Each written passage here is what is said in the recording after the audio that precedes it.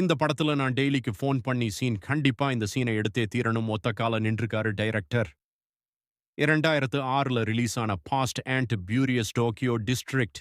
இந்த படத்துல ஜப்பான்லயே பயங்கர டிராபிக்கா இருக்கக்கூடிய டோக்கியோங்கிற இடத்துல இருக்க அந்த ஸ்பூலியா கிராசிங்ல ஏகப்பட்ட மக்கள் அப்பப்ப கிராஸ் பண்ணி போவாங்க. ஜாப்பனீஸ் கவர்மெண்ட் முக்கியமான இடத்துல ஷூட்டிங் பண்றதுக்கு பெர்மிஷனே கொடுக்க மாட்டாங்களாமா.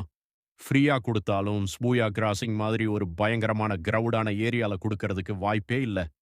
ஆனா அந்த சீன கண்டிப்பா எடுத்தே ஆகணும்னுங்கிறாரு டைரக்டர். அதனால புரொடியூசர் கூட சேர்ந்து ஒரு பயங்கரமான பிளான் போடுறாங்க.